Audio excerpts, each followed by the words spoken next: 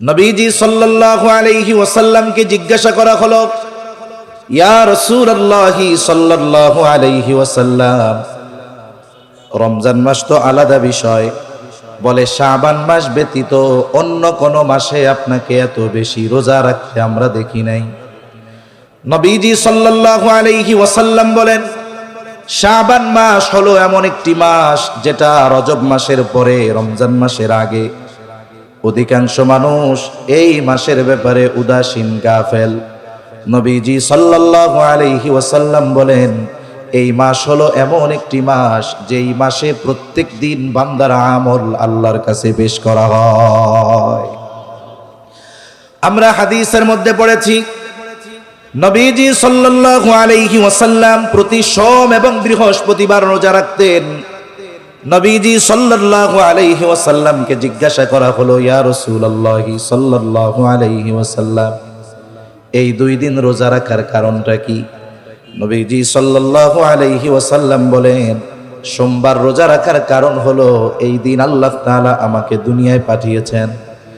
আর বৃহস্পতিবার রোজা রাখার কারণ হলো এই দিন বান্দার আমল আল্লাহ তাআলার কাছে পেশ করা হয়। এই যে সোমবার আমাকে আল্লাহ তাআলা দুনিয়াতে পাঠিয়েছেন, এই জন্য সোমবার রোজা রাখি। আর বৃহস্পতিবার আল্লাহর কাছে বান্দার আমল পেশ করা হয়, এই জন্য রোজা রাখি। কারণ আমি চাই আমার আমল এমত অবস্থায় আল্লাহর কাছে পেশ করা হোক যে আমি থাকি রোজাদার। কিন্তু শাবান মাসের ব্যাপারে নবীজি বলেন, এই দিন সোম আর বৃহস্পতি আর অন্য কোনো বার নাই। শাবান মাসের প্রত্যেক দিন বান্দার আমল পেশ করা হয় কার কাছে? নবীজি সাল্লাল্লাহু আলাইহি ওয়াসাল্লাম বলেন, আমি এটা পছন্দ করি যে আমার আমল আল্লাহ তাআলার কাছে পেশ করা হবে আর আমি থাকবো রোজাদার। এই জন্য নবীজি সাল্লাল্লাহু আলাইহি ওয়াসাল্লাম শাবান মাসে বেশি বেশি রোজা রাখতেন। আমাদেরও প্রস্তুতিটা এমন হবে, আপনি সারা বছর রোজা রাখেন না, হঠাৎ করে যদি রমজানের 1 তারিখ থেকে রোজা রাখা শুরু করেন, প্রথম 8-10 দিন খুব কষ্ট হয়ে যায়, ঠিক কিনা গণ? এবাদুল্লাহ মসজিদের মধ্যে আইসা শুয়া গড়াগড়ি করে জোহরের পরে, কয় কি হয়েছে? কয় রোজা ধরছে। রোজা আবার ধরে কেমনে? তার মানে এইরকম একটা অভ্যাস তো সব সময় নাই, গোটা 11 মাস একটা নির্দিষ্ট হিসাব অনুযায়ী চলছে। আমাদের যে পাকস্থলী আছে, ওইটা আমরা যেই টাইমে প্রতিদিন খাবার খাই ওই টাইমে ও হা করে থাকে। এখন রোজার মাসে তো সকালে 9টায় নাস্তা করেন না, দুপুর 2টায় তো আপনি দুপুরের খানা খান না। এইবার ও হা করে থাকে, কিন্তু খানা যখন দেন না তখন কি হয়? তখন ওই হা করলে খিদা লাগে। আমাদেরও পাকস্থলীর মুখ হা করছে। এখন এই যে ওর ওই অভ্যাস পরিবর্তন করতে, তার মানে ওই যে সকালবেলায় দুপুরবেলায় হা করে থাকতো খাওয়ার টাইম, এখন তো খাবার দেন ভোর রাত্রে আর দেন ইফতারের সময়, মাগরিবের আজানের পরে। এই দুই সময়ের সাথে অ্যাডজাস্ট হইতে পাকস্থলীর সময় লাগে যায় 8-10 দিন। অথচ কি হয়, আমাদের এই 8-10 দিন অভ্যাস পরিবর্তন করতে গিয়ে এই কয়েকদিনের রোজা, নামাজ, তারাবিতে আমরা মজা পাই না। এখন আপনি যদি আগের থেকে অভ্যাস করে ফেলেন, তাহলে কি হবে? রোজার শুরু থেকে নিয়েই আপনি রোজার মজা অনুভব করতে পারবেন। তা রাসূলুল্লাহ সাল্লাল্লাহু আলাইহি ওয়াসাল্লাম এই মাসে বেশি বেশি রোজা রাখতেন। আবার দেখুন, যেই শিরোনামে মাহফিল শবে বরাত উপলক্ষে, আমাদের দেশে কিছু ভাই আছে এই শব্দটা শুনলেই তাদের কেমন যেন চুলকায়, আছে না নাই? প্রথমেই তারা বলবে শবে বরাত এটা হাদিসে নাই, আমরাও কই হাদিসে নাই। তবে এটা একটা পরিভাষা, অনেক মানুষ জানে না। এটারে আবার বলে কি, এটা হলো শবে বরাত হলো ভাগ্য রজনী। না না, এটা একটা ফার্সি শব্দ। যেমন আমরা বলি নামাজ, রোজা, এই শব্দগুলো কি আরবিতে আসেনি? এটা ফার্সি শব্দ। নামাজ কোরআনে আছে হলো সালাত, রোজা কোরআনে আছে সিয়াম। শবে বরাত এটা একটা ফার্সি শব্দ, দুইটা শব্দের সমন্বয় একটা বাক্য। সব মানে রাত, বারাত মানে বরাত মানে ভাগ্য না। আমাদের দেশে আমরা কই না আমার বরাত খারাপ রে, এই বরাত আর এই বারাত এক না তো। এই বারাত অর্থ হলো মুক্তি, তার মানে মুক্তির রজনী। কিসের রজনী? জোরে বলেন। শবে বরাত এটা হলো মুক্তির রজনী। কেন? এই রজনীতে আল্লাহ সুবহানাহু ওয়া তাআলা ক্ষমার ঘোষণা দিয়েছেন স্পেশাল ভাবে। মনে রাখতে হবে, শবে বরাতকে কেন্দ্র করে অনেক মানুষ উল্টাপাল্টা করে, এটা আমরা মানি। বলেন তো, একটা বিষয় হলো বিলাইতে মাছ খায় বিধায় আপনি কি মাছ খাওয়াই বাদ দিয়ে দিবেন? মাথা ব্যথা হইছে এজন্য কি মাথা কাইটা ফেলবেন? না, আপনাকে যতটুকু বাস্তবতা কোরআন সুন্নায় আছে এটুকু মানতে হবে। শবে বরাত তথা হাদিসের পরিভাষায় হলো লাইলাতুন নিসফি মিন শাবান। শবে বরাতের হাদিসের পরিভাষায় নাম কি? লাইলাতুন নিসফি মিন শাবান, শাবানের মধ্যবর্তী রাত। আমি মূলত এই কথা বলবো এই বয়ান করার নিয়তে আয়াতও পড়ি নাই, কোনো হাদিসও পড়ি নাই। তবে এখানে আসার পরে যখন শিরোনামটা দেখলাম মনে চাইলো একটু বলি, জানার দরকার। তাল হাদিসের ভাষায় হলো লাইলাতুন নিসফি মিন শাবান, শাবানের মধ্যবর্তী রাত। এটা কয় তারিখ? বলে 14 তারিখ দিবাগত রাত। এখন ওই রাত্রে কি করবেন? স্বাভাবিক নফল নামাজ পড়বেন, ওই রাত্রে একটু ইবাদত বেশি করবেন, আল্লাহ তাআলার কাছে একটু ক্ষমা চাইবেন। এই কথা তো হাদিসে প্রমাণিত। শুধু তাই না, আমাদের দেশের ভাইয়েরা আমাদের অনেক আমলকে জাল বলে চালিয়ে দেন যেই ব্যক্তির মত কথা অনুসারে।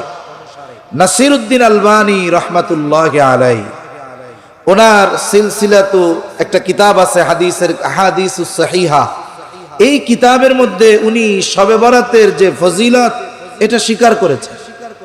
শবে বরাতের ফজিলতের কথা কমপক্ষে 8 জন সাহাবী থেকে সহিহ সনদে আসছে।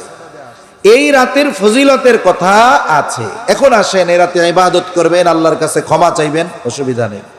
তবে যারা রুটি বানায় বা অন্যান্য কিছু করতে গিয়ে ইবাদত বঞ্চিত হয়, এটা করা ঠিক না। এটা না করে আপনি যদি এই রাতটা ইবাদতে বেশি কাটাতে পারেন এটা ভালো। আর যদি কেউ ওই কাজটাকে ইবাদত মনে না করে, আমাদের গ্রাম অঞ্চলে অনেক মানুষ এখনো আছে, রজব মাস শেষের দিকে ওনরা তো বোঝে না, জিজ্ঞাসা করে রুটির চাঁদ উঠছেনি, রুটির চাঁদ নাম দিছে। এটাও ঠিক না, এটা তো ঠিক না। এখন কেউ যদি ফজিলত মনে করে, ইবাদত মনে করে রুটি টুটি বানায়, তাইলে তো সমস্যা আছে। কিন্তু এই ধরনের কাজগুলো যদি বাদ দেন, শবে বরাত যে ফজিলতময় এক রাত, লাইলাতুন নিসফি মিন শাবান, শাবানের মধ্যবর্তী এই রাতটা যে ক্ষমার রাত, আল্লাহ তাআলার কাছ থেকে মাফ পাওয়ার রাত, এ ব্যাপারে কোনো সন্দেহ আছে? কোনো সন্দেহ নেই। আপনি কিছু মানুষ উল্টাপাল্টা কাজ করবে, এটাকে কেন্দ্র করে কেন আপনি এইটার ফজিলতকে অস্বীকার করবেন? এটা তো হাদিস অস্বীকারীদের নামান্তর, ঠিক কিনা বলেন? এজন্য যেই জিনিসটা যেই জায়গায় আছে সেটাকে মেনে নিতে সমস্যা কোথায়? তাহলে হাদিসের পরিভাষায় এটার নাম কি? বলে লাইলাতুন নিসফি মিন শাবান। এমনি ফার্সি ভাষায় কি বলে? বলে শবে বরাত। আমরাও বলি হাদিসে শবে বরাত নাই, আছে লাইলাতুন নিসফি মিন শাবান। এই রাত্রের ফজিলতের কথা সহিহ হাদিস দ্বারা প্রমাণিত। এরপরে আসেন পরের দিন রোজা রাখার কথা আছে। প্রথম বিষয়, পরের দিন কয় তারিখ হবে? 15 তারিখ। হাদিসের মধ্যে আসছে নবীজি সাল্লাল্লাহু আলাইহি ওয়াসাল্লাম সপ্তাহে 2 দিন রোজা রাখতেন, সোম আর বৃহস্পতি। আর এক হাদিসের মধ্যে আসছে আবু হুরায়রা রাদিয়াল্লাহু তাআলা আনহু সহ অনেক সাহাবীর থেকে এই ধরনের বর্ণনা আসছে, নবীজি সাল্লাল্লাহু আলাইহি ওয়াসাল্লাম প্রত্যেক চন্দ্র তারিখের 13, 14, 15 রোজা রাখতেন, আইয়াম বীজের রোজা। এখন দেখেন, আপনি বাদ দেন শবে বরাতের পরের দিন রোজা রাখার যেই হাদিসের কথা, ওনারা বলতেছে জয়ীফ, মাইনা নিলাম। কিন্তু বলেন তো, প্রতি চন্দ্র মাসের 13, 14, 15 এই 3 দিন রোজা রাখার হাদিস অবশ্যই সহিহ। তাহলে আপনি যদি ওই যে বিড়ালে মাছ খাইছে এই চিন্তা করে যদি মাছ রে নিজের উপরে হারাম বানায় নেন, তাইলে তো সেই ইহুদিদের মতো কাজ হবে। ইহুদিরা অনেক আল্লাহ প্রদত্ত নেয়ামত নিজেরা নিজেদের উপরে জোর করে হারাম বানাইতো। তা 15 তারিখ রোজা রাখা তো হাদিস থেকে প্রমাণিত, আপনি ওইটা বাদ দেন, ওই হাদিস বাদ দেন। বুঝলাম আপনি মানবেন না, কিন্তু 15 তারিখ রোজা রাখা এটা তো হাদিসের সহিহ হাদিস দ্বারা প্রমাণিত আছে, ঠিক কিনা বলেন? এখন শবে বরাতের উপরে রাগ হইয়া আপনি পরের দিন রোজা রাখা যদি বাদ দেন, এটা কি ঠিক হবে? আপনি এমনি আমল করেন, ওইটার বর্ণনা দুর্বল মানলাম, কিন্তু 13, 14, 15 হাদিস এটা তো সবল। তার মানে আপনি রোজা রাখেন, এর দ্বারা কি হলো? শবে বরাতের নিয়তেও রাখার দরকার নাই, আইয়াম বীজের নিয়তে হইলেও আপনি রাখেন। এখন মূল কথা হলো যেটা, কিছু ভাই এই সময়গুলোতে আসলে খালি সাধারণ মানুষের মধ্যে ওয়াসওয়াসা ঢুকায়া দেয়, এজন্যই দুঃখ লাগে বেশি। অথচ এই বিষয়গুলো একটা সমাধানকৃত বিষয়, হাজার হাজার বছর ধরে সমাধান হয়ে আসছে। এই সমাধান করা বিষয়গুলোকে নিয়ে শুধু শুধু উস্কাইয়া দেওয়ার কি দরকার? এরপরে কি হবে? এরপরে যখন রোজা আসবে, সাদাকাতুল ফিতির নিয়ে এক ফিতনা বাঁধাবে। এরপরে আসবে, এরপরে তাকবীর 6টা না 12টা, এটা নিয়ে এক ফিতনা বাঁধাবে। এরপরে আস্তে আস্তে কোরবানি আসবে, এরপরে বাঁধাবে কোরবানির সাথে আকিকা দেওয়া জায়েজ না না জায়েজ, এগুলা নিয়ে বাঁধাবে। আরে ভাই, মানুষ তো নামাজই পড়তেছে না, মসজিদেই আসতেছে না। যদি হিসাব করা হয় দেখা যাবে এদেশে যত মুসলিম আছে যাদের উপরে নামাজ ফরজ আছে, এই নামাজ ফরজ যাদের উপরে, এদের মধ্য থেকে 10% মানুষ 5 ওয়াক্ত নামাজ পড়ে না। আপনি মানুষকে মসজিদের দিকে আনেন, মানুষকে নামাজের দিকে আনেন, এরপরে আপনি অন্য কিছু বুঝাইয়েন। কিন্তু আপনি যদি নামাজ পড়াই শুরু করে না, ওরে যদি জোরে আমিনা রাস্তায় আমিন নিয়ে লাগায় দেন, তাইলে তো মানুষ মসজিদমুখী হবে না। এজন্য আল্লাহ তাআলা সকলকে সহি বুঝ দান করেন, বলি আমিন। এই ব্যাপারে আমাদের স্থান হবে কেমন? আমাদের জাতীয় মসজিদ বাইতুল মুকাররমের সম্মানিত খতিব, উপমহাদেশ শুধু বললে হবে না, বর্তমান দুনিয়ার অন্যতম মুহাক্কিক একজন আলেমে দ্বীন আল্লামা আব্দুল মালিক সাহেব বারাকাল্লাহু ফি হায়াতি হযরত এই ব্যাপারে বাড়াবাড়ি ছাড়াছাড়ি উভয়টাই করতে মানা করেছেন। কিছু মানুষ বাড়াবাড়ি করে, আর কিছু মানুষ একেবারে এটাকে অস্বীকার করে বসে। এমনটা হবে না, বরং যেহেতু এটা হাদিসের মধ্যে এই রাতে ক্ষমা প্রার্থনার ঘোষণা আল্লাহর পক্ষ থেকে আছে, আমরা এই রাত্রে শরীয়ত যতটুকু নির্ধারণ করেছে আমাদের জন্য ইবাদত, ওইভাবে আমরা এই রাত অতিবাহিত করব ইনশাআল্লাহ। আল্লাহ বুঝবার তৌফিক দান করেন। তা আমি যে আয়াতখানা আপনাদের খেদমতে তিলাওয়াত করেছি, সূরাতুন নিসার 58 নম্বর আয়াত। আল্লাহ তাআলা এই আয়াতের মধ্যে আমাদেরকে 2টি বিষয়ের আদেশ দিয়েছেন। কয়টা বিষয়? 2টা বিষয়। আল্লাহ তাআলা বলেন, ইন্নাল্লাহা ইয়া'মুরুকুম আন তু'আদ্দুল আমানাতি ইলা আহলিহা ওয়া ইযা হাকামতুম বাইনান নাসি আন তাহকুমু বিল আদল ইন্নাল্লাহা নি'ম্মা ইয়া'iদুকুম বিহি ইন্নাল্লাহা কানা সামিআম বাসীরা। আল্লাহ রাব্বুল আলামিন বলেন, ইন্নাল্লাহা ইয়া'মুরুকুম, আল্লাহ তোমাদেরকে আদেশ দিচ্ছেন, আন তুআদ্দুল আমানাতি ইলা আহলিহা, যে আমানত তার হকদারের কাছে ফিরায়া দাও। এই আয়াতের মূল কথাগুলো বোঝার জন্য আয়াতের শানে নুজুলটা একটু জানলে আমাদের জন্য সহজ হবে।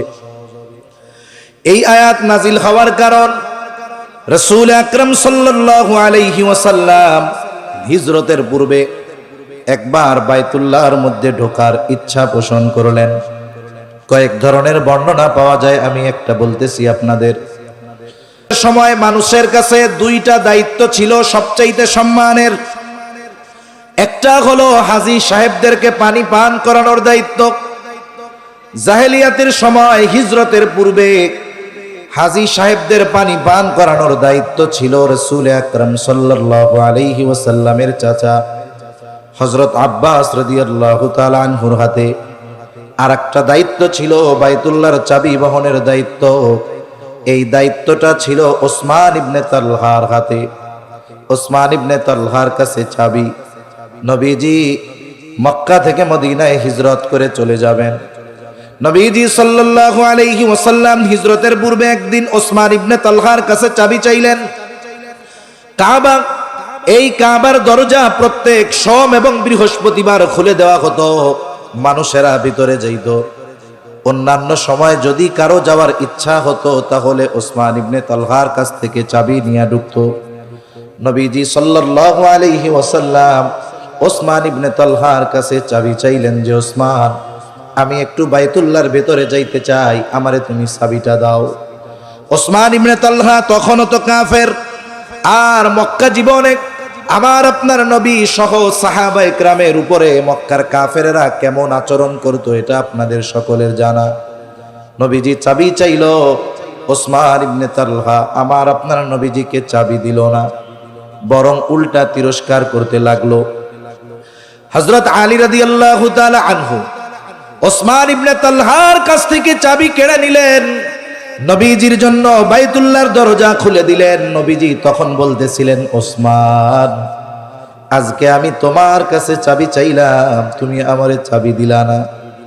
অচিরেই এমন একটা দিন আসবে যেই দিন এই চাবি আমার হাতে থাকবে, আর ওই দিন এই চাবি বহনের দায়িত্ব আমি যার হাতে খুশি তার হাতে তুলে দিব। ওই সময় পর্যন্ত মনে হচ্ছিল যে বাইতুল্লাহর চাবি নবীর হাতে যাবে, এটা তো অসম্ভব।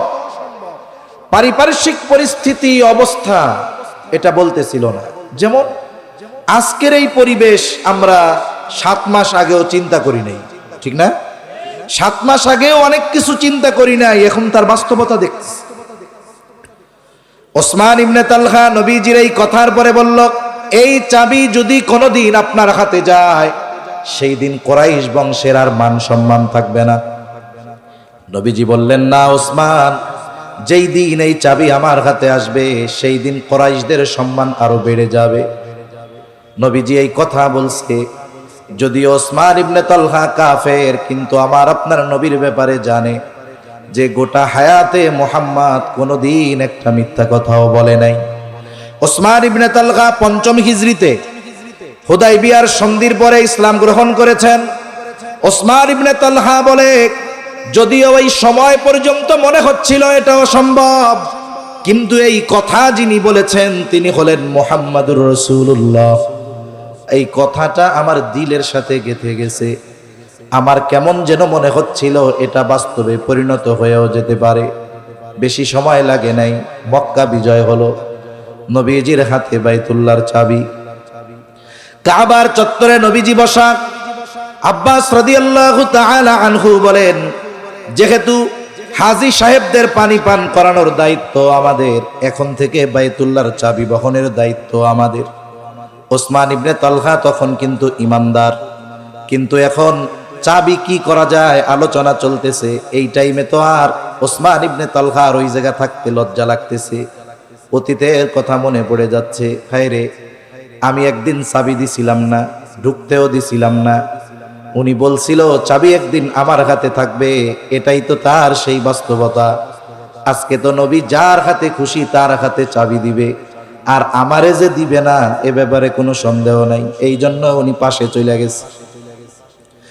নবীজি সাল্লাল্লাহু আলাইহি ওয়াসাল্লামের কাছে চাচারা বলতেছে, আমার কাছে দিয়া দেন, আমরাই এই চাবি বহনের দায়িত্ব নেই। আল্লাহ তাআলা এই সময় এই আয়াত নাজিল করলেন। আল্লাহ তাআলা বলেন, ইন্নাল্লাহা ইয়া'মুরুকুম আন তুআদ্দুল আমানাতি ইলা আহলিহা। আল্লাহ তাআলার মূল নির্দেশটা হলো এইখানে যে এই চাবি বহনের দায়িত্ব, এটাকে আল্লাহ তাআলা আমানত বলে অভিহিত করেছেন এই আয়াতে। সাথে সাথে এই চাবি বহনের দায়িত্ব আল্লাহ তাআলা ওসমান ইবনে তালহার হাতে ফিরাইয়া দেওয়ার আদেশ দিলেন। এখানে প্রথম বিষয় দেখুন, একটা মানুষ যদি কোনো কারণে আমার আপনার উপরে অত্যাচার করে বা আমার সাথে খারাপ আচরণ করে, মনে রাখবেন প্রকৃত বীর ওই ব্যক্তি নয় যে রাগ উঠলেই ধুমধাম মাইরা দেয়, বরং নবীজি সাল্লাল্লাহু আলাইহি ওয়াসাল্লাম বলেন, প্রকৃত বীর হলো সে যে ক্রোধের সময় নিজেকে নিয়ন্ত্রণ রাখতে পারে। মনে রাখতে হবে, সবচাইতে বড় প্রতিশোধ যেই আচরণ করেছে তার ওই আচরণের প্রতি উত্তরে ওই রকম ফিরাইয়া দেওয়া, এটা তো প্রতিশোধ। এর চাইতে বড় প্রতিশোধ তাকে ক্ষমা করে দেওয়া। আবার এই ক্ষমার ক্ষেত্রে জুলুম যদি সবার উপরে হয়, আমার ক্ষমতা নাই যে আমি আমার পক্ষ থেকে তারে মাফ করে দিব না। জুলুম যদি আমার ব্যক্তিগত আমার উপরে কেউ করে, আমি তাকে মাফ করে দেওয়ার অধিকার রাখি। কিন্তু 10 জনের উপরে যদি জুলুম করে, বাকি 9 জনের বিষয় তাদের কাছে, আমি আমার পক্ষ থেকে যদি মাফ করে দিতে পারি, বলে এটা আমার উত্তম আচরণের পরিচয়। ঠিক কিনা বলে? এটা যদি ব্যক্তিগত সম্পৃক্ত হয়, নবীরে ঢুকতে দেয় নাই, এটা নবীকে ব্যক্তিগতভাবে সে বাধা দিয়েছে। যখন নবীজি সাল্লাল্লাহু আলাইহি ওয়াসাল্লাম ওসমান ইবনে তালহার হাতে আবার চাবি ফিরাইয়া দিলেন, এর দ্বারা আমার আপনার নবীজির মহানুভবতার প্রকাশ ঘটল। একজন অপরাধ করেছে, আপনার পাওয়ার আছে, মেরে দিলেন, এটা স্বাভাবিক। কিন্তু আপনার পাওয়ার থাকার পরেও, মারার ক্ষমতা থাকার পরেও আপনি তাকে মাফ করে দিলেন, এটাই অস্বাভাবিক। ঠিক কিনা বলেন? নবীজি যদি চাইতেন চাবি অন্যের হাতেও দিতে পারতেন, কিন্তু আল্লাহ তাআলা চাইলেন তার হাবিবের সম্মান, মহানুভবতাকে আরো উচ্চ করবেন। এবার নবীজি সাল্লাল্লাহু আলাইহি ওয়াসাল্লাম ওসমান ইবনে তালহার হাতে চাবি তুলে দিয়ে বললেন, ওসমান, এই চাবি শুধু তোমার হাতে নয়, কিয়ামত পর্যন্ত এই চাবি বহনের দায়িত্ব তোমার বংশের উপরেই থাকবে। সুবহানাল্লাহ। এবার আসেন আয়াতের মধ্যে যাই। অনেকগুলো গুরুত্বপূর্ণ বিষয় আছে, আমরা দুইটা জিনিস খেয়াল রাখি। এক নাম্বার, আল্লাহ তাআলা এই আয়াতে আমানত দ্বারা দায়িত্বকে বুঝিয়েছেন। সাথে সাথে এই আয়াতে আল্লাহ তাআলা আমানত শব্দটাকে বহু বচন ব্যবহার করেছেন। আল্লাহ তাআলা বলেন, ইন্নাল্লাহা ইয়া'মুরুকুম আন তুআদ্দুল আমানাত। আমানাতুন এক বচন, আমানাত বহু বচন। তাহলে এক নাম্বার, দায়িত্ব আমানত হয়। দুই নাম্বার, আমানত শব্দটা যেহেতু বহু বচন, বোঝা গেল আমানতদারিতা এক দুইটা জিনিসের মধ্যে হয় না, বরং অনেক জিনিসের মধ্যে আমানতদারিতা হয়। এ দুটা পয়েন্ট খেয়াল রাখলে বাকি কথা বোঝা সহজ। এখন আসুন, যদিও এই ঘটনাকে কেন্দ্র করে এই আয়াত নাজিল হয়েছে, তবে ওই ঘটনাকে কেন্দ্র করেই ওর হুকুম সীমাবদ্ধ রয়ে গেছে এমনটা নয়। এই আয়াতের এই নির্দেশনা, এই হুকুম কিয়ামত পর্যন্ত জারি থাকবে। বুজুর্গানে দ্বীন মুফাসসিরিনে কেরাম বলেন, যদিও এখানে আমানতদারিতা, ওই দায়িত্বকে কেন্দ্র করে আল্লাহ তাআলা এই আয়াত নাজিল করেছেন, তবে সব ধরনের আমানতদারিতা এখানে উদ্দেশ্য। এখন আসুন, আমানতদারিতা এটা প্রত্যেকটা মুমিনের ঈমানের অবিচ্ছেদ্য অংশ। কিছু বিষয় আছে আমলের সাথে সম্পৃক্ত, আর কিছু বিষয় আছে ঈমানের সাথে সম্পৃক্ত। আমল সম্পর্কিত বিষয় যদি কমও হয়, ঈমান যদি ঠিক থাকে, আল্লাহ তাআলা তাকে মাফ করে দিবে। কিন্তু যদি ঈমান সম্পৃক্ত বিষয়ের মধ্যে ত্রুটি বিচ্যুতি থেকে যায়, তাহলে তার আমল নষ্ট হয়ে যাওয়ার সম্ভাবনা রয়েছে। এজন্য নবীজি সাল্লাল্লাহু আলাইহি ওয়াসাল্লাম বলেন, আখলিস দীনাকা ইয়াকফিকাল আমালুল কলিল। নবীজি সাল্লাল্লাহু আলাইহি ওয়াসাল্লাম বলেন, তোমার ঈমান খাঁটি করো, অল্প আমল নাজাতের জন্য যথেষ্ট হয়ে যাবে।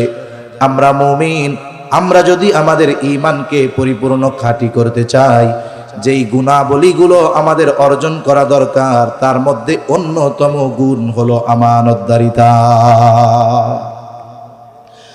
এজন্য রাসূলুল্লাহ সাল্লাল্লাহু আলাইহি ওয়াসাল্লাম আমানতদারিতাকে মুমিনের ভূষণ বলে অভিহিত করেছেন।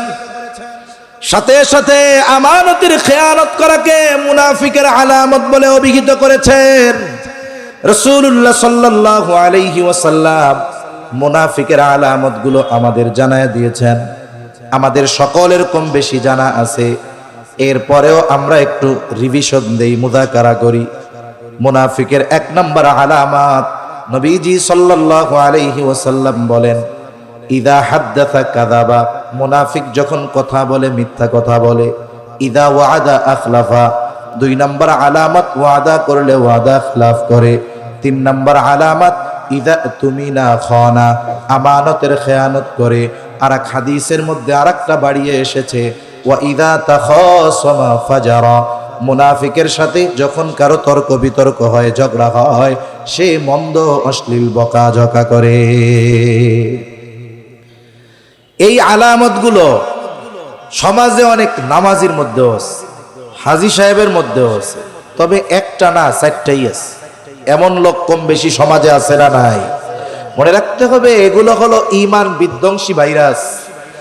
এই যে করোনা ভাইরাসে মানুষ মরছে, ক্যান্সারের জীবাণু যদি কারো দেহে বিস্তার লাভ করে, ওর মৃত্যুর কারণ হয়ে যাইতে পারে। ক্যান্সারে মরলে ও বেঈমান হবে এমনটা কোনো কথা কোরআন হাদিসে কোথাও নাই। কিন্তু এই মুনাফিকের আলামত, এই ভাইরাসগুলো যদি কারো জীবনে বিস্তার লাভ করে, এগুলো তার জীবন ধ্বংস করবে না হয়তো, কিন্তু ঈমান ধ্বংস করে ফেলতে পারে। এজন্য এগুলো আমাদের মধ্যে থাকলে আমরা বাইর করে ফেলবো, কোন ইনশাআল্লাহ। ওই যে দেখেন না, অনেকে কম্পিউটারে কাজ করে, ডিস্টার্ব দেয়, কেন কি হয়েছে, ভাইরাস ধরছে, ভাইরাস। এজন্য কি দেয়, অ্যান্টিভাইরাস দেয়। ক্ষেত্রে ভাইরাসে কি করে, বলে ফাইল খেয়া দেয়। কম্পিউটারের ভাইরাস, মোবাইলের ভাইরাস ফাইল খেয়া দেয়। আর মুনাফিকের আলামত এই ভাইরাস মুমিনের ঈমান খেয়া দেয়। এর মধ্যে একটা হলো ইদা তুমিনা খানা, আমানতের খেয়ানত করা। এটাও মুনাফিকের অন্যতম এক আলামত। নবীজি সাল্লাল্লাহু আলাইহি ওয়াসাল্লাম আমাদেরকে সুন্দরভাবে মুনাফিকের আলামতগুলো জানায় দিয়েছেন। আর মুনাফিক এটা তো কাফেরের চাইতেও জঘন্য। এজন্য আল্লাহ তাআলা বলেন, ইন্নাল মুনাফিকিনা ফিদ দারকিল আসফালি মিনান নার ওয়া লান তাজিদা লাহুম নাসীরা। মুনাফিকের স্থান হবে জাহান্নামের একেবারে তলদেশে, তার জন্য কোনো সাহায্যকারী নাই। তাহলে মুনাফিকের অন্যতম আলামত ইদা তুমিনা খানা, আমানতের খেয়ানত করা। আর মুমিনের ঈমানের অবিচ্ছেদ্য অংশ হলো আমানতের হেফাজত করা। এই জন্য নবীজি সাল্লাল্লাহু আলাইহি ওয়াসাল্লাম বলেন, লা ঈমানা লিমান লা আমানাতা লাহ। নবীজি সাল্লাল্লাহু আলাইহি ওয়াসাল্লাম বলেন, যার মধ্যে আমানতদারিতা নাই তার ঈমান নাই। যার মধ্যে আমানতদারিতা নাই তার কি নাই, জোরে বলেন না, ঈমান নাই।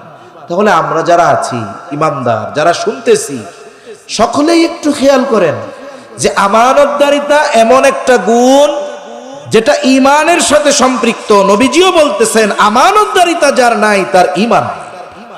তাহলে বলুন তো, আমরা যদি আমাদের ঈমানকে কামেল করতে চাই, ঈমানকে যদি মজবুত করতে চাই, আমানতদারিতার গুণ অর্জন করার দরকার আছে না নাই? এই আয়াতে আল্লাহ তাআলা আমানতদারিতার কথা বলছেন। যদিও এখানে উদ্দেশ্য ছিল দায়িত্ব, কিন্তু আবার আমানত শব্দটা বহুবচন উল্লেখ করার মাধ্যমে আল্লাহ জানিয়ে দিলেন যে দায়িত্বটাই শুধু আমানত এমনটা নয়, আরো বহু জিনিসের মধ্যে আমানতদারিতা রয়েছে। এক মজলিসে এক সময় সব বিষয়গুলো এক সময় বলা অসম্ভব, কারণ আজকের মাহফিলের মধ্যমণি তো আমাদের সুলতানুল ওয়াইজিন। কি বলেন ইনশাআল্লাহ? আমি বেশি সময় কষ্ট দিব না, যেহেতু আমি হজরতের সাথেই আসতে পারছি, সৌভাগ্যের বিষয়। হজরতের সাথে আসছি, হজরত চলে আসছেন, বিশ্রাম নিচ্ছেন। অনেক প্রোগ্রামে তো দেখা যায় ব্যস্ততা এত বেশি যে হজরত একেবারে মুখোমুখি সময় নিয়ে আসেন। তা বরিশালের এই মানুষগুলো বড় সৌভাগ্যবান যে হজরত এশার নামাজের একটু পরপরই চলে আসছেন। তার মানে যেহেতু বিশ্রাম টিশ্রাম নিয়ে কথা বলবেন, সেহেতু আশা করা যায় প্রাণবন্ততার সাথে আজকে আলোচনা করবেন ইনশাআল্লাহ। সাথে সাথে মির্জা নুরুর রহমান বেগ সাহেব মোহাব্বতের মানুষ হজরতের, এজন্যই তো বছরের পর বছর হজরতের মোহাব্বতে সুলতানুল ওয়াইজিন আল্লামা খালেদ সাইফুল্লাহ আইয়ুবী হাফিজাহুল্লাহ আপনাদের কাছে আসেন। একটা বিষয় হলো কি, মোহাব্বত যদি একতরফা হয় এতদিন আসার কথা না। তার মানে হজরতকে উনিও যেমন, আপনারাও যেমন মোহাব্বত করেন, উনিও বরিশালবাসীকে মোহাব্বত করে বিদায় দীর্ঘ টাইম এত বছর ধরে আসতে থাকেন। আমি তো এক জায়গায় 2 বছর পর পর গেলে আমার তৃতীয়বার আর যাইতে মন চায় না, কেন চায় না আমি জানি না, কিন্তু হজরত আসতেছেন দীর্ঘ সময় ধরে। আল্লাহ তাআলা আপনাদের আমাদের এই মোহাব্বত কবুল করুক, বলি আমিন। সেজন্য অনেকে চিন্তা করতেছে এখনো হজরত আসছে কি আসছে না আল্লাহই জানে। হজরত চলে আসছে, যত সময় আলোচনায় আসবে ইনশাআল্লাহ। যেহেতু শহর কেন্দ্রিক প্রোগ্রাম, স্বাভাবিক শহরের মানুষ ব্যস্ত, দোকানদার কাজবাজ সাইরা মোটামুটি 10টা, 10:30, 11:30 বাজায় দেয়। এজন্য গ্রাম অঞ্চল হলে বা অন্যান্য উপশহর হলে, শহরের পাশে হলে হজরত 10টায় উঠে যাইতেন। কিন্তু যেহেতু মানুষের ব্যস্ততা, এত আগে যদি উঠে আবার দেখা যাবে মানুষ বলবে যে হুজুর একটু পরে দিলেন না কেন, শহরে তো কামকাজ সেরা আসা লাগবে। এজন্য হজরত আসতে আসতে যতটুকু কথা বলা যায় আমি আপনাদের নিয়ে একটু মুজাকারা করবো ইনশাআল্লাহ। তাহলে আমানতদারিতা এক জিনিসের মধ্যে না বহু জিনিসের মধ্যে? এক নাম্বার, কয়েকটা বিষয় আমরা জানি। এক নাম্বার, আমানতদারিতা হয় লেনদেনের মধ্যে, আদান প্রদানের মধ্যে। আমানতদারিতা লেনদেন আদান প্রদানের মধ্যে আছে, কিন্তু আফসোসের বিষয় অনেকে এই সহজ বিষয়টা নিয়েও সতর্ক থাকে না। আমানত যে লেনদেনের মধ্যে, এটা কম বেশি সবাই জানে। একজন আমার কাছে কোনো কিছু আমানত রেখেছে, বলে যিনি আমানত রেখেছেন তিনি যদি ভুলেও যান, তার ওই আমানতের বস্তু তার কাছে ফিরিয়ে দেওয়ার দায়িত্ব আল্লাহ তাআলা আমাকে দিয়েছে। একজনেরটা আমার কাছে আছে, কিন্তু তার মনে নাই, না থাক তাতে কি, দায়িত্ব হলো আমি নিজ দায়িত্বে তার হক তার কাছে পৌঁছায়া দিব। এটা আমানতের বস্তু হোক আর স্বাভাবিক যে কোনো জামানত হোক বা হক সম্পৃক্ত যে কোনো কিছু হোক, সেটা আমানত হতে পারে, সেটা স্বাভাবিক হক হতে পারে, এমনি টাকা পয়সা জমা হতে পারে, ধন সম্পদ হতে পারে, জমি জাতি হতে পারে, দোকানে ক্রয় বিক্রয়ের সময় টাকা পয়সার লেনদেন হতে পারে। যেমন ব্যবসায়ী ভাইরা তো অনেক আছে। এখানে আমার আগে বরিশালের কৃতি সন্তান আব্দুল্লাহ মাহমুদি হাফিজাউল্লাহ একটা হাদিস বলতেছিলেন যে সত্যবাদী আমানতদার ব্যবসায়ী নবী, রাসূল, শহীদ, সিদ্দিক, নেককার বান্দাদের সাথে অবস্থান করবে। এই লেনদেনের মধ্যে তো আমানতদারিতা আছে। তার মানে দেখুন, কোন দোকানদার এক নম্বর পণ্যের দাম নিয়ে যদি 2 নম্বর মাল দেয়, নিশ্চয়ই সে খেয়ানতকারী, ঠিক কিনা বলেন? সাথে সাথে সে ধোঁকাবাজ, আর অনেকগুলো পাপের মধ্যে হবে, 3 নম্বর হক নষ্টকারী। এজন্য ব্যবসায়ী ভাইরা, এত সহজ একটা হাদিস যে সত্যবাদী আমানতদার ব্যবসায়ী নবীর সাথে থাকবে, সিদ্দিকদের সাথে থাকবে, শহীদদের সাথে থাকবে, নেককার বান্দাদের সাথে থাকবে। ব্যবসা কইরা এই ফ্যাসিলিটি পাওয়া যাবে, তাহলে বুঝতে হবে এই ব্যবসা আমানতদারিতার সাথে করতে হবে, ঠিক কিনা বলেন? বেশি নিয়ে কম দেওয়া যাবে না, 2 নম্বরটার দাম নিয়ে 3 নম্বরটা দেওয়া যাবে না, 1 নম্বরটার দাম নিয়ে 2 নম্বরটা দেওয়া যাবে না। এগুলো যেই ব্যবসায়ী করবে সেই ব্যবসায়ী খেয়ানতকারী, ঠিক কিনা বলেন? এভাবে প্রত্যেকটা ক্ষেত্রে লেনদেনের মধ্যে আমাদেরকে আমানতদার হতে হবে। প্রত্যেকটা ক্ষেত্রে আমানতদারিতা লেনদেনের মধ্যে, এই বিষয়টা নিয়ে লম্বা কথা আমি বলবো না, কম বেশি আমাদের সবার জানা আছে। কমপক্ষে এতটুকু চিন্তা আমি আপনি আপনার মাথায় রাখবো, এই দুনিয়া ছেড়ে আমাদের চলে যেতেই হবে। আমার একটু আমল কম হয় হোক, কিন্তু এমনটা যেন না হয় কিয়ামতের দিন কোন বান্দা আল্লাহর সামনে আমার ব্যাপারে অভিযোগ দাঁড় করায়া দেয় যে আল্লাহ, দুনিয়ায় এই ব্যক্তি আমার হক নষ্ট করেছিল। এই জন্য রাসূলুল্লাহ সাল্লাল্লাহু আলাইহি ওয়াসাল্লাম ওফাতের বেশ কয়েকদিন আগে সাহাবায়ে কেরামকে একত্রিত করে বলেছিলেন, তোমরা যদি আমার কাছে কেউ কোনো কিছু পাওনা থাকো চেয়ে নাও। কারণ কি? কারণ নবীজি এটা পছন্দ করতেন না কেউ কারো ওনার কাছে কেউ কোনো কিছু পাওনা থাকবে আর এই অবস্থায় তিনি আল্লাহ তাআলার সাথে মিলিত হবে। আমরাও এই জিনিসটা আমাদের জন্য বেছে নিব যে এই দুনিয়া থেকে যাওয়ার সময় কোন মানুষ যেন আমার কাছে কোনো কিছু পাওনা না থাকে। দেখুন হাদিসের মধ্যে আসছে, নবীজি সাল্লাল্লাহু আলাইহি ওয়াসাল্লাম বলেন, ওই দিন আসার আগে তোমরা সতর্ক হয়ে যাও, যেই দিন আল্লাহ তাআলা বাদী বিবাদীর মধ্যে ফয়সালা করে দিবেন, কিয়ামতের দিন। নবীজি সাল্লাল্লাহু আলাইহি ওয়াসাল্লাম বলেন, দুনিয়াতে কেউ যদি অন্যায়ভাবে কাউকে কথার মাধ্যমেও একটা কষ্ট দিয়ে থাকো, ক্ষমা চেয়ে নাও। কেন? বলেন আল্লাহ তাআলা কিয়ামতের দিন এই আচরণের বিষয়টাকেও আল্লাহ তাআলা বিচার করবে। এজন্য আমি আপনি যদি আচরণের দ্বারাও কাউরে কষ্ট দিয়া থাকি, আমাদের মাপ চেয়ে নেওয়া দরকার, যেন কিয়ামতে সেই কথা না বলতে পারে, আল্লাহ দুনিয়ায় আমার সাথে সে আমার এই আচরণগত হক নষ্ট করেছিল, এটা যেন না করি। কারণ কি? রাসূলুল্লাহ সাল্লাল্লাহু আলাইহি ওয়াসাল্লাম বলেন, কিয়ামতের দিন সবচাইতে নিঃস্ব হবে ওই ব্যক্তি যার নামাজ, রোজা, হজ, যাকাত, ইবাদতের অভাব নাই, কিন্তু সে দুনিয়ায় মানুষের হক নষ্ট করত।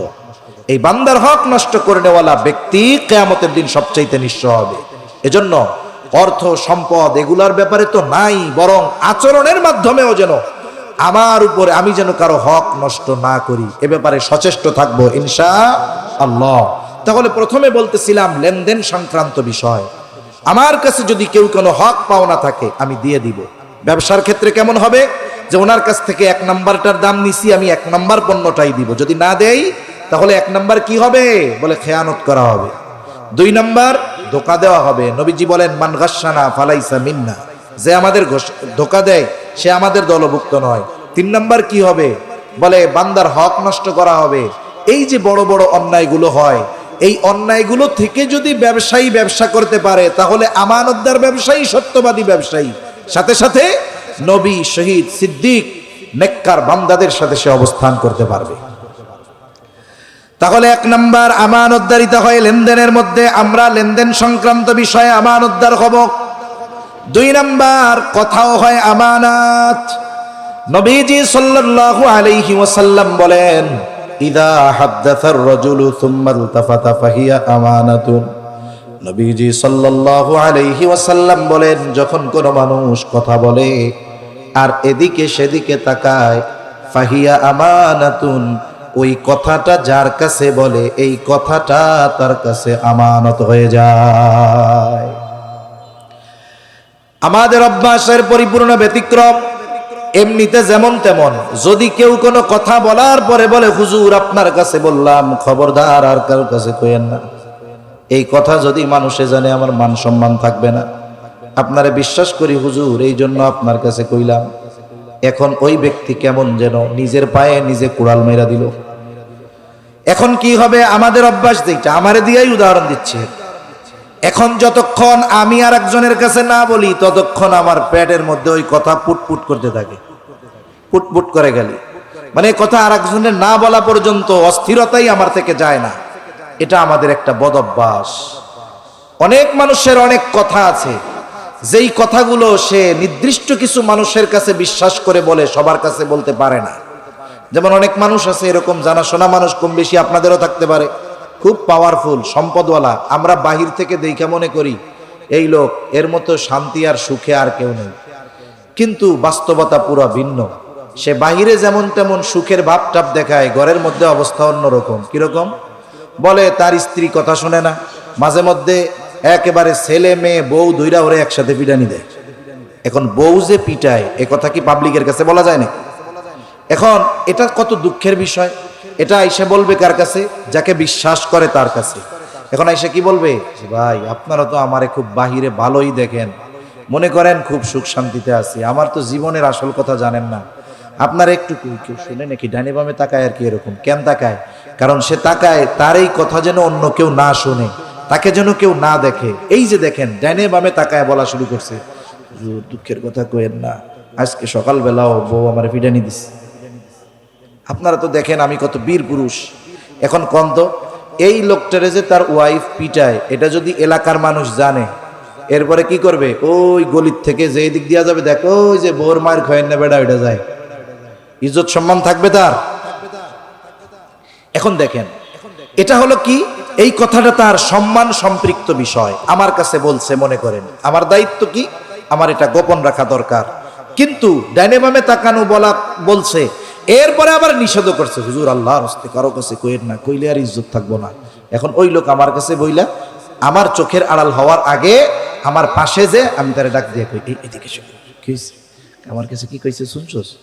আপনার না কইলে শুনবো কেমনি? আরে এই বেটারে তো আমরা তো এত ডরাইতাম, কিন্তু এ বেটার তো ওইরকম না, তো এরে বউ প্রতিদিন ওরে পিডায়। এখন ওই লোক কি করবে, আর একজনের কাছে গিয়া বলবে, দেখ হুজুর কি মিথ্যা কথা কয় না, হুজুর খুব ভালো মানুষ, কয় অমুকের ব্যাপারে আমার কাছে বলছে, তারে নাকি তার বউ পিটায়, হুজুর আমারে খুব বিশ্বাস করে, কারো কাছে বলতে মানা করছে, আমি তোরে কইতেছি তুই কিন্তু কাউরে কইস না। প্রথমে তো ওই ব্যক্তি আমাকে মানা করেছিল, হুজুর আপনারে বললাম আপনি কারো কাছে বইলেন না, আমি ওর কাছে বইলা বলতেছি, তোমারে বললাম তুমি কারো কাছে বইলো না। এবার ও আরেকজনের কাছে বলে, বলার পরে বলে তুমি কিন্তু কাউরে বইলো না। এইভাবে সকালের কথা 100 জনের কাছে পৌঁছায় গেছে, যে যার কাছেই বলে শুধু বলতে থাকে, আমি তোমারে কইলাম তুমি কিন্তু কাউরে বইলো না। এখন এই সকালের কথা একজনের কাছেও বলা মানা ছিল, পৌঁছায় গেছে কতজনের কাছে বলেন তো? এখন খেয়ানতের গোনা একটা আছে না 100 হয়ে গেছে? রাসূলুল্লাহ সাল্লাল্লাহু আলাইহি ওয়াসাল্লাম বলেন, কারো দ্বারা যখন কোনো ভালো কাজের সূচনা হয়, ওই ভালো কাজ যতজন করে, ভালো কাজটার উপরে যতজন আমল করে, বলে যার দ্বারা শুরু হয়েছে সকলের আমলের সওয়াব তার আমল নামায় যোগ হয়ে যায়। আবার যখন কারো দ্বারা কোনো মন্দ কাজের সূচনা হয়, বলে ওই মন্দ কাজ যতজন করে সকলের মন্দ কাজের গুনাহ শুরু করে নেওয়ালার আমল নামায় যোগ হয়ে যায়। নবীজি সাল্লাল্লাহু আলাইহি ওয়াসাল্লাম বলেন, আদম আলাইহিস সালামের প্রথম সন্তান, যার দ্বারা এই পৃথিবীতে সর্বপ্রথম অন্যায়ভাবে হত্যাকাণ্ড সংগঠিত হয়েছিল, নবী আমার বলেন কিয়ামত পর্যন্ত অন্যায়ভাবে যত হত্যাকাণ্ড হবে সব হত্যাকাণ্ডের গুনাহ আদম আলাইহিস সালামের ওই সন্তানের আমলনামায় যোগ হয়ে যাবে। এজন্য কোন পাপের সূচনা যদি আমার আপনার মাধ্যমে হয়, ওই পাপটা যতজন করবে সকলের গুনার বোঝা আমার কাঁধে নেওয়া লাগবে। এজন্য আমরা কথাকেও আমানত মনে করব। যেই কথাগুলো গোপন রাখা জরুরি, গোপন রাখলে দ্বীনের ক্ষতি হবে না, মানুষের ক্ষতি হবে না, ইসলামের ক্ষতি হবে না, এই ধরনের কথাগুলো গোপন রাখা দরকার। কিন্তু কিছু বিষয় বলার পর এটার দ্বারা যদি মানুষের জানমালের ক্ষতি হয়, রাষ্ট্রের ক্ষতি হয়, ইসলামের ক্ষতি হয়, এই ধরনের কথাগুলো গোপন না রেখে বলে দেওয়াটাই জরুরি। 3 নাম্বার বলে দায়িত্ব আমানত। এই আয়াতে মূলত দায়িত্বকে আমানত বলে অভিহিত করা হয়েছে। এখন তো এমন এক জামানা, এই জামানায় মানুষ দায়িত্বকে আমানত মনে করে না, বরং এই জামানায় মানুষ দায়িত্বকে গনিমত মনে করে। এমন এক জামানা ছিল যেই জামানায় মানুষকে জোর করে দায়িত্ব দেওয়া যাইত না। আর এখন তো এমন এক জামানা মানুষ আর একজনরে হত্যা কইরা হইলেও দায়িত্ব নেয়, ঠিক কিনা বলেন? টাকা দিয়ে দায়িত্ব কিনে, ঘুষ দিয়ে দায়িত্ব কিনে, অস্ত্র দিয়ে প্রভাব খাটায় দায়িত্ব নিতে চায়। বুঝতে হবে তারা এই দায়িত্বকে আমানত মনে করে না, বরং আখের গোছানোর মাধ্যম মনে করে, ঠিক কিনা গণ? আমি নির্দিষ্ট কোনো ব্যক্তি দল কারো কথা বলতেছি না। আমাদের পাশের অঞ্চলে একটা সময় ছিল নির্দিষ্ট দলের নির্দিষ্ট মার্কায় চেয়ারম্যান নির্বাচন হইতো, ঠিক না? কিছুকাল আগেও কমপক্ষে ইউনিয়ন পরিষদ নির্বাচনে ব্যক্তি বাছাই করার সুযোগ ছিল, কিন্তু যখন নির্দিষ্ট দলীয় মার্কায় নির্বাচন হয় তখন আর ব্যক্তি বাছাই করার সুযোগ থাকে না, তখন এটা মার্কার উপর দিয়েও চলে যায়। এজন্য আগে এক সময় শান্তিপূর্ণভাবে ইউপির নির্বাচনগুলা হইতো, কিন্তু যখনই দলীয় মার্কায় গেছে ওইটাও মোটামুটি মানে রাতের ভোট শুরু হয়ে গেছে, ওই জায়গায় আগের থেকেই ব্যালট ভরা হয়ে গেছে। এখন মার্কা একটা, কিন্তু ওই দলেরই 15 জন ওই মার্কা চায়। পণ্য একটা, কাস্টমার 15 জন, ওইটা তো ভাঙ্গাচুরা হইলেও দাম বেড়ে যাবে, ঠিক কিনা বলেন? এই যে করোনা আসার আগে কত ফার্মেসির মধ্যে একেবারে এক কোনায় মাস্ক পড়া থাকতো, ওটা কেউ কিনতই, আর ওইটা দোকানদার রাখা লসের কারণ মনে করত।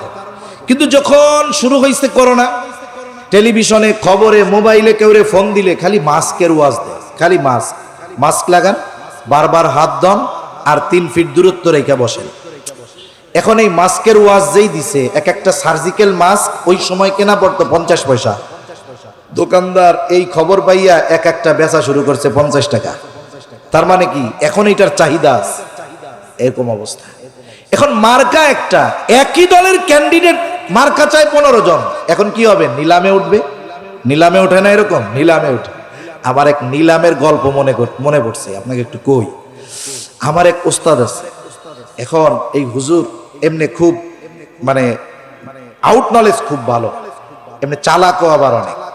এখন উনি বাজারে গেছে, প্রত্যেক অঞ্চলে গ্রামের বাজারগুলোর মধ্যে যখন ভালো মাছ উঠে দেখবেন কিছু সুদখোর আছে, ঘুষখোর আছে, লুঙ্গি পাছার দিক দিয়ে খানিক উপরে উঠাইয়া মাছ কদরে এমন এক দাম কইয়া বাদায় রাখবে, অন্য কাউরে আর কিনতে দিবে না। এরকম আল্লাহর বান্দা আছে না? এখন মনে করেন হুজুরের বাড়িতে আসবে মেহমান, এখন দেশি কিছু মাছ, ওই জিয়াল মাছ, দেশি কই মাছ, পুঁটি মাছ, তারপরে বাইন মাছ, এগুলো দেশি মাছ, খুব মজা, বিলের মাছ এখন উঠছে ঈদের সময়, এগুলার চাহিদা তো বেশি। ঈদের সময় আবার সবাই যায় বাড়ি, এমনি সময়ও চাহিদা, ওই সময় চাহিদা আরো বেশি। এখন একজন লোক দামাদামি করতে গিয়া এমন এক জায়গায় বাধায় রাখছে, উনি আর দাম ছাড়েও না, অন্য কাউরা বলতেও পারে না, কারণ রফা দফা না হইলে তো আর এই জায়গায় প্রস্তাব দেওয়া যাবে না। বিয়ের ক্ষেত্রেও এরকম, একজনের সাথে যখন আর একজনের কথাবার্তা চলতেছে, ওই জায়গায় হুট করে যায় প্রস্তাব দেওয়া আল্লাহ রসুল নিষেধ করছে। আগে একজনের সাথে দফা রফা হোক। এখন উনি কেনেও না ছাড়েও, তা দামাদামি করতে গেছে, আমার হুজুর দেখা উনিও এটার দাম বলতেছে। এখন যখন কথা বলছে এলাকার মানুষ, হেডা মলা, ওই মিয়া হুজুর দেখেন না দাম কইতেছি, আপনি বাধায় রাখছেন কেন? হয়তো নেন, নাহলে ছেড়ে দেন, আমরা দাম বলে ওর সাথে নিয়ে যাই। কয় টাকা আছে কিনবেন? কয় টাকা আছে আপনার? হুজুরের সাথে দিছে লাগাইয়া। হুজুরে ও চালাক, কয় যা হয় আল্লাহ রাখছে কপালে। এবার মাছ উঠে গেছে নিলামে। হুজুর বলতেছে 700-800 টাকার মাছ হবে। উনি কয় কত টাকা আছে আপনার? হুজুরকে আমি 1000 টাকা দিব। 1000? আমি 1200 টাকা দিব। হুজুরকে আমি 1300 দিব। উনি কয় আমি 2000 দিব। কইতে কইতে 6-7 হাজার টাকা দাম উঠছে। হুজুর কয় আর বাড়ানো যাবে না, কইলে নিয়ে নেন। এখন মানুষ জমে গেছে না, এখন তো ইজ্জত পাংচার হয়ে যাবে, এটা নিতেই হবে, না নিলে উপায় আছে? 800 টাকার মাছ 6 না 7 হাজার টাকা দিয়া কিনছে। কেনার পরে ওই বেটা চলে গেছে, হুজুর খাড়ান, মাছ আরো আছে, আপনার কেনা লাগবো না, হাদিয়া দিতেছি, নিয়ে যান। এজন্য মার্কা যখন একটা, লোক যখন 15 জন, এইবার তো নিলামে ওটা শুরু হয়ে গেছে।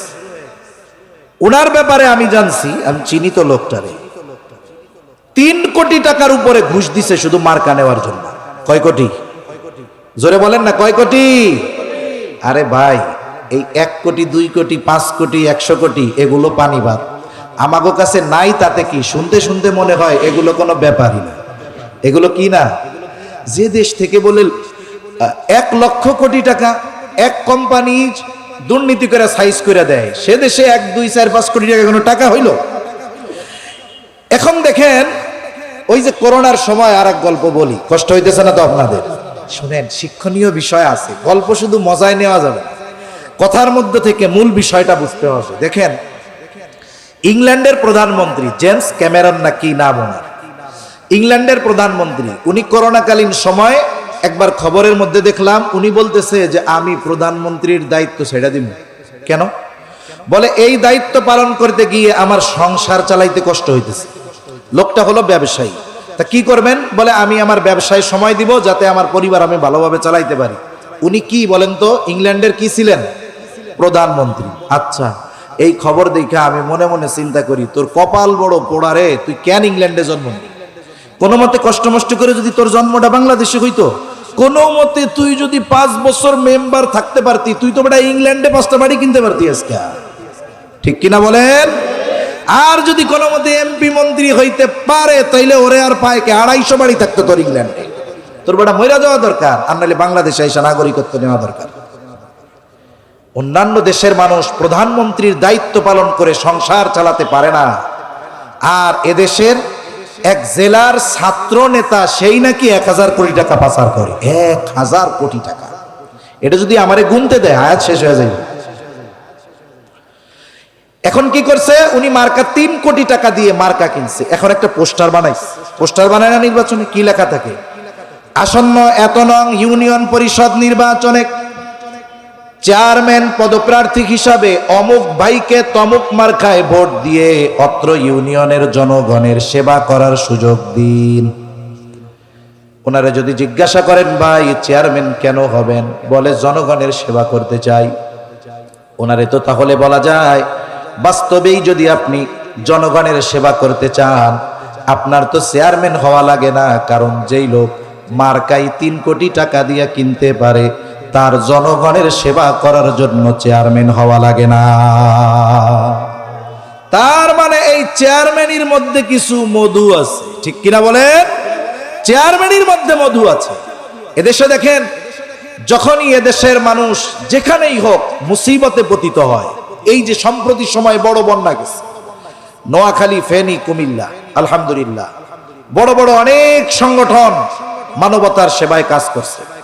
আমাদের আজকের মাহফিলের প্রধান অতিথি যিনি, আল্লামা খালেদ সাইফুল্লাহ আইয়ুবী সাহেব, হযরতের একটা সামাজিক সংগঠনও আছে, ইমদাদুল আবেদিন ফাউন্ডেশন।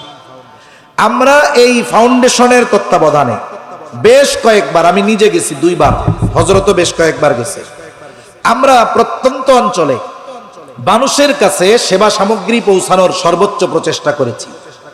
অন্যান্যদেরটা হাইলাইট হলেও হযরতেরটার বিষয় ছিল একটু অন্যরকম, যে একেবারে খুঁজে খুঁজে খুঁজে খুঁজে গিয়ে গিয়ে আমরা মানুষের কাছে পৌঁছিয়ে পৌঁছিয়ে ওগুলো আমরা দিয়েছি। কারণ হযরতের মুহিব্বিন অনেক, তারা হযরতকে সঠিক তথ্য দিতে পেরেছে বিধায় প্রকৃত হকদারদের কাছে আমরা পৌঁছাইতে পেরেছি।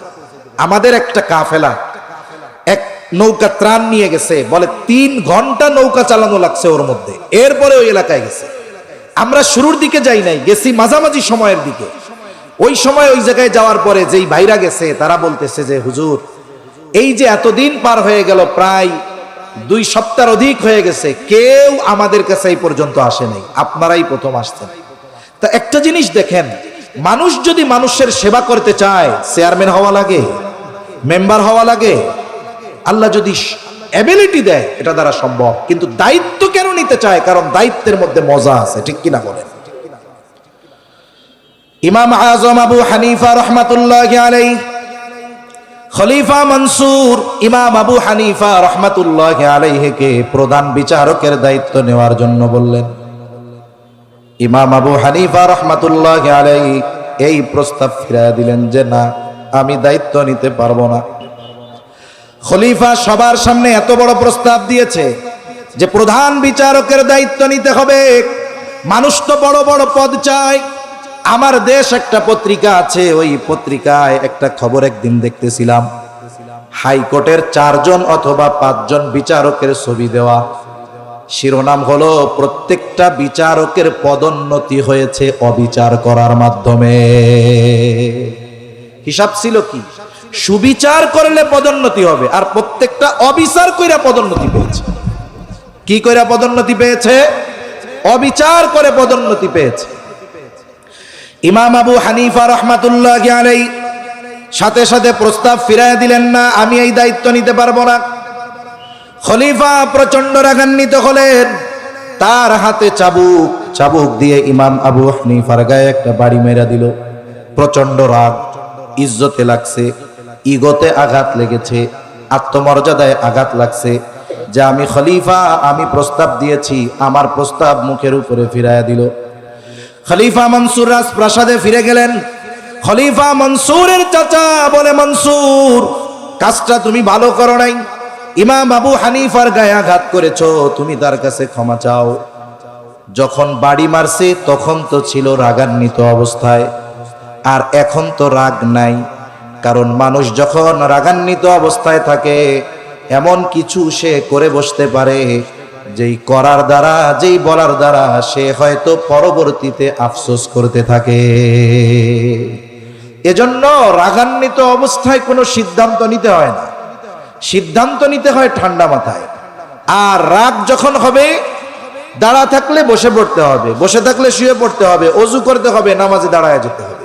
আমাদের দেশে অনেক বিবাহ বিচ্ছেদের ঘটনা ঘটে, একেবারে তুচ্ছ কারণ একটা সময় বড় হয়ে যায়, স্ত্রী একটু উল্টাপাল্টা কথা বলে, গরম কথা বলে, স্বামী 4 মেয়ের মারে 14 গোষ্ঠী ধইরা তালাক মেরে দেয়। এমন ঘটনা ঘটে কি ঘটে না?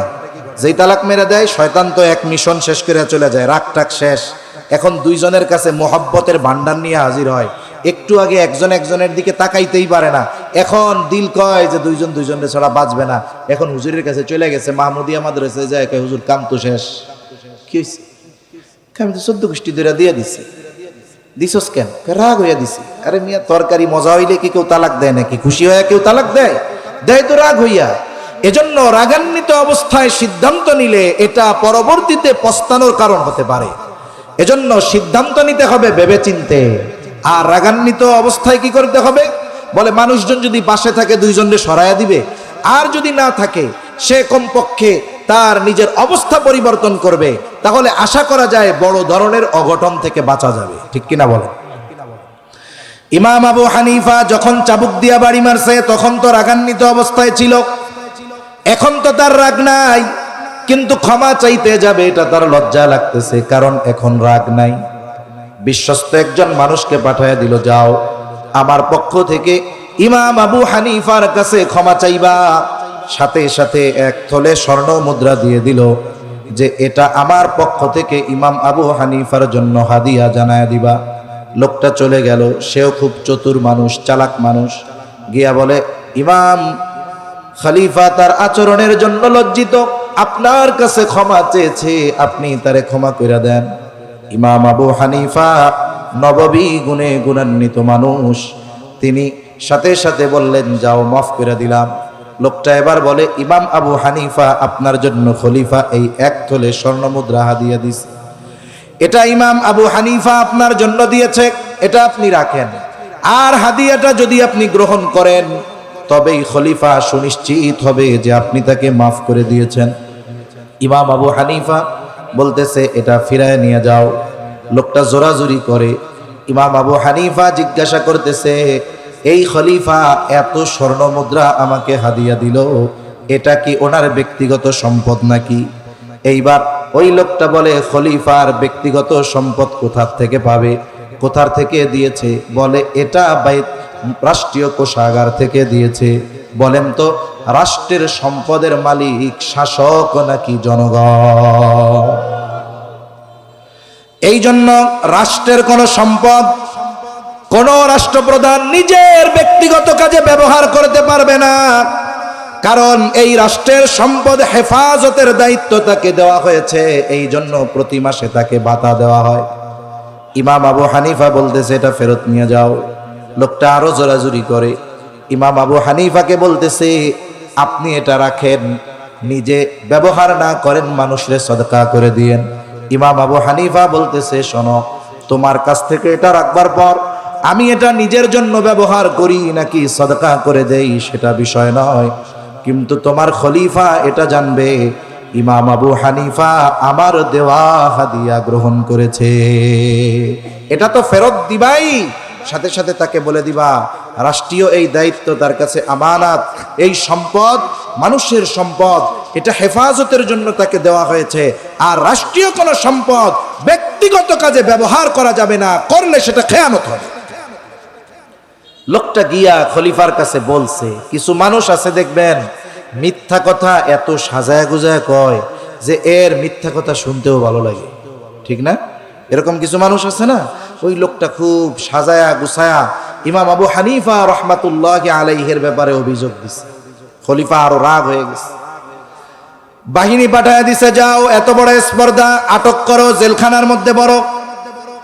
ইমাম আবু হানিফাকে জেলখানার মধ্যে ভরা হলো। প্রতিদিন চাবুক দিয়ে আঘাত করা হতো, আর বলা হতো প্রধান বিচারকের দায়িত্ব নেন, ছেড়ে দেওয়া হবে। ইমাম আবু হানিফা জুলুম সহ্য করেছেন, তবুও তিনি প্রধান বিচারকের দায়িত্ব নেন নাই। ঐতিহাসিকদের থেকে 2টা মত পাওয়া যায়। একটা হলো ইমাম আবু হানিফা রহমাতুল্লাহি আলাইহিকে জেলখানার মধ্যেই খাবারের সাথে বিষ প্রয়োগ করে শহীদ করে দেওয়া হলো। আর এক বর্ণনা, উনি যখন প্রচন্ড অসুস্থ, ছেড়ে দেওয়া হলো, বাড়িতে আটক করে ফেলা হলো, গৃহবন্দী। ইমাম আবু হানিফা রহমাতুল্লাহি আলাইহির শাগরেদরা জিজ্ঞাসা করে, যেই দায়িত্ব নেওয়ার জন্য আপনার উপরে এত জুলুম, এত অত্যাচার, এই দায়িত্ব গ্রহণে যত যোগ্যতা দরকার, যত ইলম দরকার, সব কিছু আল্লাহ তাআলা আপনাকে দিয়েছেন। দায়িত্ব নেওয়ার ব্যাপারে সর্বোচ্চ যোগ্য হওয়ার পরেও কেন আপনি দায়িত্ব গ্রহণ করলেন না? ইমাম আবু হানিফা রহমাতুল্লাহি আলাইহি বলেছিলেন যে, শোনো, আমি যেই দায়িত্ব নেই নাই, সেই দায়িত্বের ব্যাপারে আল্লাহর সামনে আমাকে জবাবদিহিতা করা লাগবে না। কিন্তু আমি যদি দায়িত্ব নেই, এই দায়িত্ব পালনে যদি কোনো ত্রুটি বিচ্যুতি হয়ে যায়, আল্লাহ তাআলার সামনে জবাবদিহিতার কাঠগড়ায় দাঁড়ানো লাগবে। কারণ আবু দাউদের একটা বর্ণনা আছে, নবীজি সাল্লাল্লাহু আলাইহি ওয়াসাল্লাম বলেন, কাউকে যদি কোনো দায়িত্ব দেওয়া হয়, বলে কেউ যদি ওই দায়িত্বের সুচ পরিমাণ খেয়ানত করে, সুচ পরিমাণ, নবীজি সাল্লাল্লাহু আলাইহি ওয়াসাল্লাম বলেন, ওই ব্যক্তি কিয়ামতের দিন খেয়ানতের বোঝা নিয়ে আল্লাহর সামনে হাজির হবে। তাহলে দায়িত্ব আমানত, কিন্তু আমরা দায়িত্বরে মনে করতেছি গনিমত। যে যেই দায়িত্ব পায়, কেউ যদি দায়িত্বে ফাঁকি দিয়ে মাস শেষে পরিপূর্ণ বেতন নিতে পারে, ও মনে করে আমার মতো চালাক এই দুনিয়ায় আর কেউ আছে না। এরকম, এজন্য আমরা দায়িত্বকে আমানত মনে করব। সময়টা আমানত, দায়িত্ব আমানত, সময়টাও আমানত। মাজহার নানুতুবি রহমাতুল্লাহি আলাইহি, মাজাহিরুল উলুম সাহারানপুর একটা মাদ্রাসা আছে ভারতে, যার নামে এই মাদ্রাসা। উনি দায়িত্ব আর সময়কে কেমন গুরুত্ব দিতেন, বলে উনি যে ক্লাস করাইতেন সময় হিসাব করে মাস শেষে উনি ওজিফা নিতেন। আল্লামা রফি উসমানী দামাত রহমাতুল্লাহি আলাইহি, উনি ওনার এক বয়ানের মধ্যে বলতেছেন ওনার কথা, মাজহার নানুতুবি রহমাতুল্লাহি আলাইহি ক্লাস করাইতেন, সময় হিসাব করে মাস শেষে ওজিফা নিতেন। দায়িত্বের ব্যাপারে, সময়ের ব্যাপারে তারা কতটা সচেতন ছিল। একদিন এক ক্লাসের মধ্যে এক ব্যক্তি আসছে, এখন ওনার সাথে ব্যক্তিগতভাবে কথা বলা দরকার, জরুরি বিষয়। উনি এইবার ওই ব্যক্তির সাথে কথা বললেন, এরপরে নোটের মধ্যে সময় হিসাব করে লিখে রাখছে, অমুক দিন অমুক ক্লাসে এই কয় মিনিট আমি আমার নিজের ব্যক্তিগত কাজে ব্যবহার করেছি, নিজের কাজে ব্যয় করেছি। মাস শেষে যখন ওনার হাতে বেতন দেওয়া হলো, ওজিফা দেওয়া হলো, ওই পরিমাণ সময়ের হিসাব করে উনি অর্থ ফিরাইয়া দিলেন। জিজ্ঞাসা করা হয়, হযরত এটা কি বেশি গেছে নাকি? বলে না। তাহলে কি হয়েছে? বলে অমুক দিন অমুক ক্লাসে এই কয় মিনিট আমি আমার ব্যক্তিগত কাজে ব্যয় করেছিলাম, যেহেতু ওই সময় আমি দায়িত্ব পালন করি নাই আর ওই সময়টা নিজের কাজে ব্যবহার করেছি, এজন্য এটা আমার জন্য নেওয়া ঠিক হবে না, এই জন্য ফিরাইয়া দিলাম। এই ধরনের মানুষ নিকট অতীতে অতিবাহিত হয়ে গেছে। এই জন্য আমাদের দায়িত্ব সরকারি হোক আর বেসরকারি হোক, আমরা যথাযথভাবে আমাদের দায়িত্ব পালন করব এবং দায়িত্বের ক্ষেত্রে আমরা সর্বোচ্চ আমানতদার হব ইনশাআল্লাহ। তাহলে বলতেছিলাম, লেনদেনের মধ্যে আমানত, কথা আমানত, দায়িত্ব আমানত, সময়টাও কিন্তু আমানত। শরীয়তের সকল বিধিবিধান আমানত। আল্লাহ রাব্বুল আলামিন বলেন, ইন্না আরাদনাল আমানাতা আলাস সামাওয়াতি ওয়াল আরদি ওয়াল জিবাল ফাআবাইনা আন ইয়াহমিলনাহা ওয়া আশফাকনা মিনহা ওয়া হামালাহাল ইনসান। আল্লাহ তাআলা বলেন, আমি এই আমানত আসমানের কাছে, জমিনের কাছে, পর্বতের কাছে পেশ করলাম। তারা এই আমানত বহনে অস্বীকৃতি জ্ঞাপন করলো, প্রচন্ড ভীত সন্ত্রস্ত হয়ে গেল। ওয়া হামালাহাল ইনসান, মানুষ এই আমানত বহন করলো। আল্লামা রফি উসমানী রহমাতুল্লাহি আলাইহি বলতেছেন, বলে কি সেই আমানত? বলে সেই আমানত হলো কোরআন। বলেন সেই আমানত হলো শরীয়তের বিধিবিধান। হযরত বলেন, শরীয়তের যত আদেশ নিষেধ আছে এগুলো সব আমাদের উপরে আমানত। কেউ যদি কোনো বিধিবিধান অমান্য করে, এক নম্বরে সে খেয়ানতকারী হয়, এরপরে যেই বিধান অমান্য করে সেটার গুনাহও তার হয়ে যায়। সেটা আদেশের ক্ষেত্রেও হতে পারে, নিষেধের ক্ষেত্রেও হতে পারে। যেমন নামাজ পড়ার আদেশ দিছেন কে? আল্লাহ। আদেশটা আল্লাহ। এখন একজনেই আদেশ অমান্য করছে, মানে নামাজ পড়ে নাই। নামাজ না পড়ার দ্বারা কি হইল? এক নম্বরে আল্লাহর আদেশ অমান্যকারী হইল। এই আদেশ এটা ছিল আমানত। তার মানে প্রথমে সে হইল আল্লাহ তাআলার এই বিধানের আদেশের খেয়ানতকারী। দুই নম্বর, নামাজ না পড়ার কারণে তার জন্য যেই পাপ আছে, শাস্তি আছে, এটা তার জন্য আবার অবধারিত থেকে গেল। অনুরূপ নিষেধ সমূহগুলো এরকম। বলে আল্লাহ তাআলা অন্যেরটা মাইরা খেতে মানা করছে, এখন কেউ যদি অন্যের হক মেরে খায়, বলে এই নিষেধ অমান্য করলো, এই নিষেধটা ছিল আমানত, এটার খেয়ানতকারী হইল। সাথে সাথে ওই নিষেধ অমান্য করে যেই পাপটা করেছে, বলে সেই পাপের গুনাহ তার জন্য তো যোগ হইছে, সাথে শাস্তি আল্লাহ তাআলা তার জন্য রেখে দিয়েছেন। এজন্য শরীয়তের বিধিবিধান এগুলো আমানত। পাঁচটি বিষয় আমরা মনে রাখি। এক নম্বর, আমাদের লেনদেনের ক্ষেত্রে আমানতদার হতে হবে, কথার ক্ষেত্রে আমানতদার হতে হবে, দায়িত্বের ক্ষেত্রে আমানতদার হতে হবে, সময়ের ক্ষেত্রে আমানতদার হতে হবে, শরীয়তের বিধিবিধান মেনে চলার ক্ষেত্রে আমানতদার হতে হবে। আল্লাহ তৌফিক দান করেন। এই পাঁচটা খেয়াল রাখলে বাকি অন্যান্য বিষয়গুলো অর্জিত হবে।